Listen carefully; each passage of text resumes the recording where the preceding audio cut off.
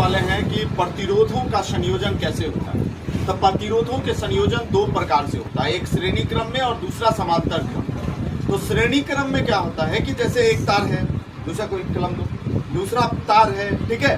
तो पहले वाले तार, श्रेणी क्रम की बात कर रहा हूँ, पहले वाले तार का जो प्लस है और दूसरे वाले तार का जो माइनस है, तो इस तरीके से फिर तीसरे तार का, तो इसका रेसिस्टेंस सब इस सीरीज में होता है, श्रेणी में जुड़ा होता है, ठीक है। और लेकिन ध्यान रखना कि श्रेणी क्रम में क्या होता है कि आई का वैल्यू क्या होगा, सभी जगह सेम होगा। इस तार में भी, इस तार में जोड़ा वो भी, और तीसरे वाले तार में भी, तीनों के तीनों तार में क्या होगा, आई का वैल्यू बराबर होगा, ठीक है, सेम जाएगा। क्लियर? जितना एम्पियर का धारा रहेगा तो तीनों के तीनों में जाएगा। क्लियर? लेकिन वहीं पर अगर मैं समांतर क्रम में बात करूं तो तीनों तार के प्लस एक जगह, जैसे 3 तार है, मान लो 2 से अधिक कोई 3 है, और इसका माइनस, सभी के सभी जो है वो क्या होंगे, एक जगह जुड़े होंगे, इसका ही, ठीक है, तीनों तार के माइनस एक जगह। तो ऐसे स्थिति में हम क्या कहेंगे, उसे समांतर क्रम। क्या कहेंगे? तो श्रेणी क्रम में जैसे कि हम लोगों ने जाना, ध्यान देना यहाँ पर ओम के नियम से। ओम के नियम क्या कहता है, V बराबर IR होता है, यही होता है।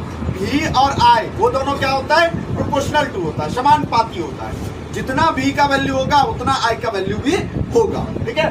तो यहाँ पर R1, पहले वाले रेसिस्टेंस वाले तार के लिए अगर हम बात करें तो V1 और I R1 होगा, ठीक है।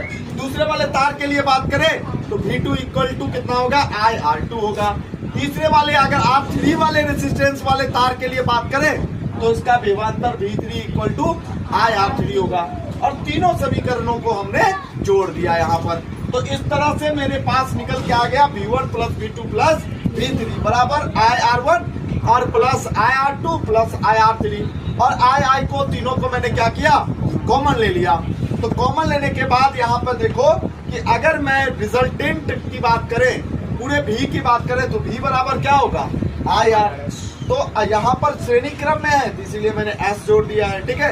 तो I और I दोनों में कट जाएगा, बचेगा क्या कि सीरीज में क्या होगा, RS equal to R1 plus R2 plus R3 होगा। जैसे अगर मान लो किसी तार में 3 गो तार है, 2 गो तार हो सकता है, और कहा जाए तुमको कि 5 ओम, 2 ओम और 3 ओम का 3 गो तार है, तीनों का